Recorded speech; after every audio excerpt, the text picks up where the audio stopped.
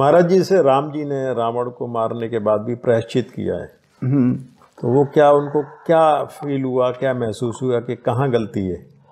किंचित मात भी कहीं कोई गलती नहीं, तो उसके बाद भी प्रायश्चित किस बात का रहा? नहीं, प्रायश्चित तो देखो, ब्राह्मणों की बहुत सारी उपमाएं, बड़ी बड़ी प्रशंसा की, तो ब्रह्म हत्या तो लगने का भय। दूसरी बात, वो समाधान बहुत सारे, ब्राह्मण कैसा भी हो वध करने के योग्य नहीं, महाभारत भी कहती है।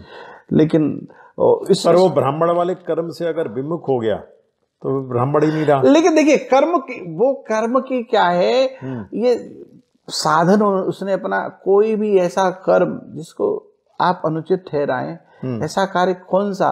बंदर भालू उन राक्षसों का आहार थे, चाहते तो रात में ही खा जाते बंदर भालुओं को, लेकिन युद्ध के शंखनाद बंद होने के बाद किसी भी बंदर को छुआ तक नहीं किसी राक्षस। ये धर्म था? धर्म नहीं है? आप बताइए, धर्म युद्ध नहीं है क्या? उसके बावजूद भी अब रावण ने जानकी जी को कहा, भाई यह शरीर जो है मेरा तामसी शरीर है, भजन हो नहीं सकता। तामस तन को साधन नाही, प्रीत न पद सरोज मन माही, तो मैं करूं बने कर जोरी। तो तामस शरीर है, भजन होगा नहीं, भजन होगा नहीं तो भगवत प्राप्ति कैसे होगी, कल्याण कैसे होगा? अब एक ही देखो, प्रेम में व्यक्ति अब किसी को प्रेमी को भूल सकता है, लेकिन जिससे ईर्षा होगी, जिस पर क्रोध होगा, उसकी स्मृति रहेगी। जो मित्र सुबह से शाम तक तुम्हारी शादी का कार्ड बंटवाए, उसको कार्ड देना भूल जाओगे, लेकिन जिसको नहीं देना है, ये जो मेरा पड़ोसी है, जिससे मेरा द्वेष है, उसको उसकी विस्मृति नहीं होगी किसी भी स्थिति पर। तो वो ये स्मृति का उसका अपना एक साधन है। मेरी स्मृति में ठाकुर जी कैसे रहे, चाहे विरोध से रहे, चाहे प्रेम से रहे, चाहे भक्ति से रहे, कैसे भी रहे, लेकिन मैं ठाकुर जी को भूलूं नहीं। और इसीलिए जानकी जी को कहा था कि भजन होना नहीं है, तो एक कृपा इतनी सी हो जाए कि एक बार तुम्हारी कृपा की दृष्टि मेरे ऊपर हो जाए, तो बस कल्याण हो जाए मेरा। महाराज जी से एक महाभारत में प्रसंग आता है कि शुरुआती धर्म क्षेत्र बोला गया उसमें, तो धृतराष्ट्र के हिसाब से तो धर्म कहीं नहीं था, तो उन्होंने पांडवों के हिसाब से धर्म क्षेत्र बोला नहीं। देखो, एक गीता का पहला ही श्लोक है, धर्म क्षेत्रे कुक्षेत्रे संवेदाय सभा मामका पांडवश्चैव किम कुर्वन्ते संजय। कितना अधर्मी व्यक्ति भी दुहाई धर्म की देगा। चोर चोरी करने के बाद बंटवारा ईमानदारी से ही चाहेगा, कितना भी चोर हो, कितना भी कुकर्मी हो, लेकिन सामने वाले से इच्छा धर्म की ही रखेगा। तो शुरुआत उन्होंने धर्म क्षेत्र, धर्म क्षेत्र से की, क्योंकि असली बात यह है कि वो जानते हैं भगवान कृष्ण जहाँ है, धर्म तो वहाँ है ही। वो भी भाई, वो संजय के साथ बैठा है, और पिता में भीष्म जैसा जिसका दादा है, पिता है, वो व्यक्ति इतना तो समझता ही होगा। और सबको पहले से सब मालूम है, सब क्या खेल होने वाला है। दुर्योधन भी भगवान कृष्ण को भीतर से प्रेम करता था, भीतर से जानता था। ऐसा कहीं वर्णन है? कितनी जगह, कितना प्रेम। कहाँ देखो, महाभारत के युद्ध में ऐसा कोई पैदा नहीं हुआ जो भगवान के 3 चीजें होती हैं, रूप ठाकुर जी का, दूसरा सील, और तीसरा बल। 3 गुण जिसमें हो वो समझ लेना वो परमात्मा है। एक बार पुनः बताएं। पहला रूप, दूसरा सील, रूप मतलब सुंदरता, और तीसरा बल। पहला रूप, दूसरा सील, और तीसरा बल। कहीं रूप होगा और बल भी होगा तो सीलता नहीं होगी, कहीं सीलता होगी बल भी होगा तो रूप नहीं होगा। शीलता मीन्स विनम्रता, सरलता, सहजता। लेकिन जिसमें तीनों एक साथ विद्यमान है, वो समझ लेना भगवान कृष्ण है या राम है। और तीनों का ही प्रयोग भगवान ने सब जगह किया। राक्षस लोग भी भगवान के रूप को देख के मोहित हो जाया करते थे। परशुराम, भगवान राम के लिए देखो, भगवान राम जब परशुराम संवाद में आए तो सबसे पहले भगवान राम खड़े हुए परशुराम जी के सामने। रूप का रूप पर प्रभाव नहीं हुआ, भगवान शंकर भी तो परशुराम भी तो हाँ, अरे बिल्कुल कितना ऐसा जैसे सूर्योदय हो रहा हो क्या, इसलिए प्रभाव नहीं हुआ। कुंद इंद्र गौर शरीरा, एकदम सफेद। तो कहने का मतलब दूसरा शीलता। फिर जब परशुराम जी पर रूप का प्रभाव नहीं हुआ तो दूसरे गुण का प्रयोग किया, शीलता। वहां अंतर आ गया। हाँ, वहां अंतर आया। वहां रूप भी है, रूप तो है, दूसरा बल भी है। 21 बार क्षत्रिय विहीन कर चुके हैं, सरलता नहीं थी, लेकिन सरलता नहीं है, शांति नहीं है। बहुत अच्छी बात। तीसरी तो और कहीं किसी में रावण को देखिए, बल कितना गजब, जिसके नौ ग्रह बंधन में बंधे पड़े रहते हैं, और बल तो साहब जैसे चलता है तो धरती हिलने लगती है, और गजब का व्यक्ति। यार रूप भी देखो, 10 शेर 20 भुजाएं साहब, क्या सुंदर, लेकिन शीलता वहां भी नहीं। तो राम कितने कितने लोगों में बहुत, लेकिन जिसमें तीनों चीज एक साथ हों वो समझ लेना वो परमात्मा है। रूप भी ठाकुर जी की कृपा का। तो महाराज जी मतलब लक्ष्मण जी में नहीं कह सकते सरलता?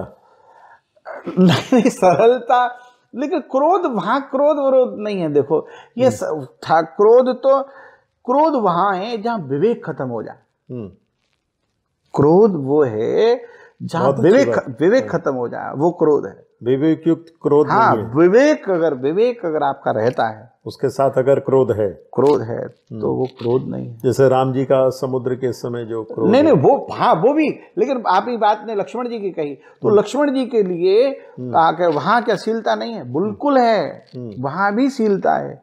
देखिए प्रमाण कि जब धनुष भंग के समय जनक जी ने कहा कि मुझे ऐसा लगता है कि धरती पर कोई वीर नहीं, वीर विहीन मही में जानी, तो लक्ष्मण जी ने कहा कि जहाँ एक भी रघुवंशी होता है वो ऐसा कहने वाला पैदा नहीं हुआ, और ऐसा कर दूं कुंदक पर ब्रह्मांड उठाओ, धरती को गेंद की तरह उठा डालू, काचे घटजिम डारों फोड़ी, ऐसा कर सकता हूं कि कच्चे घड़े की तरह फोड़ सकता हूं। और इस तरह आवेश में बोले, लेकिन पीछे से संभलते हुए कि इतना सब कर सकता हूं, कैसे, ये मेरे बस का सौदा नहीं है। बहुत अच्छी बात। ये सब ठाकुर जी की कृपा है। ये वो तो, विवेक, हाँ ये विवेक, अहंकार नहीं। तो फिर वो क्रोध कहाँ रहा? जहां जिस क्रोध में विवेक समाप्त हो जाए वो पाप, और क्रोध के साथ विवेक। रावण का क्रोध सिर्फ अविवेक वाला था, अहंकार वाला। लेकिन यहाँ विवेक जो है वो कंट्रोल का है।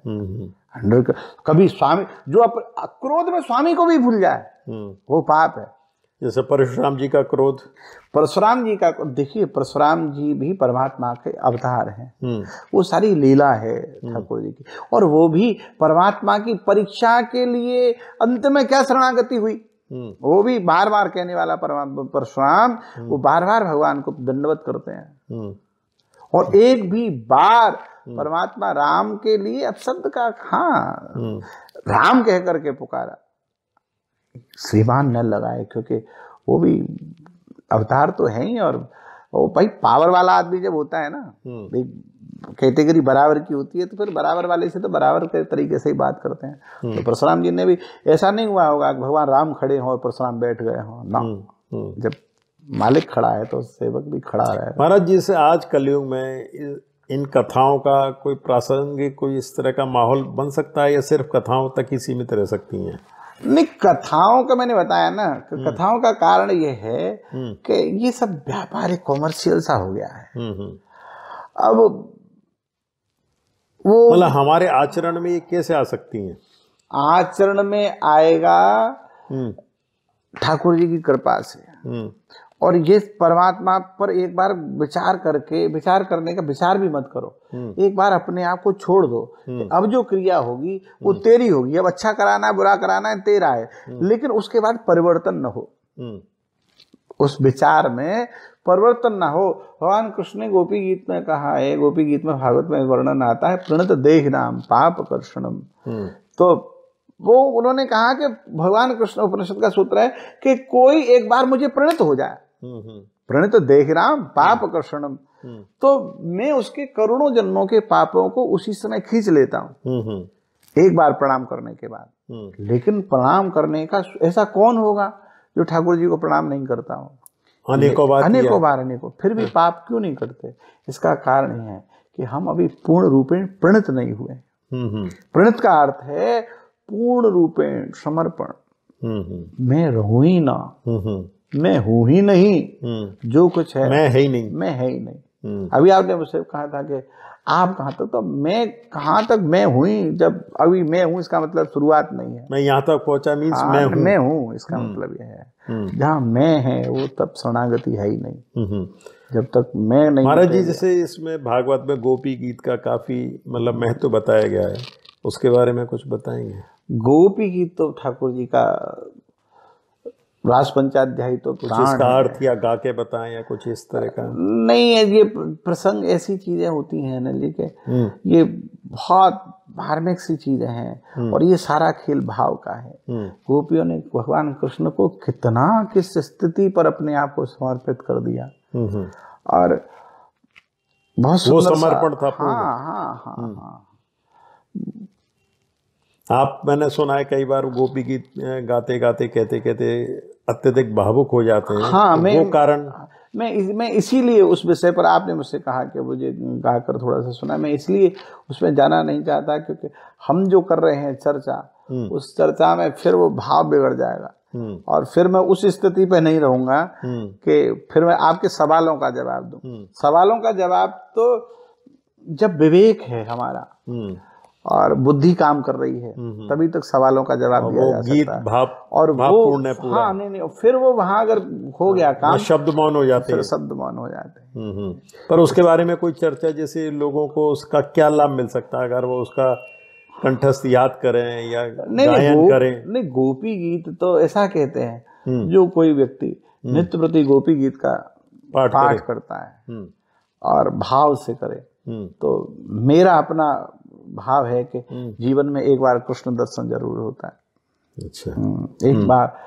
अब हम पहचाने उसको कैसे, वो अलग बात है, न पहचान पाए, लेकिन कृष्ण का एक बार दर्शन जरूर। उसकी शर्त यह है कि भाव से होना चाहिए। हाँ, भाव जब फिर बात भाव नहीं है तो फिर कोई बात है ही नहीं। फिर तो आप कोई जैसे ओलम बोलते हैं बच्चे, उस तरीके से ABCD रट ली, ये चीज नहीं है। उसका भाव होना चाहिए कि हम वास्तव में भगवान कृष्ण को कुछ कह रहे हैं, अपनी बात रख रहे हैं।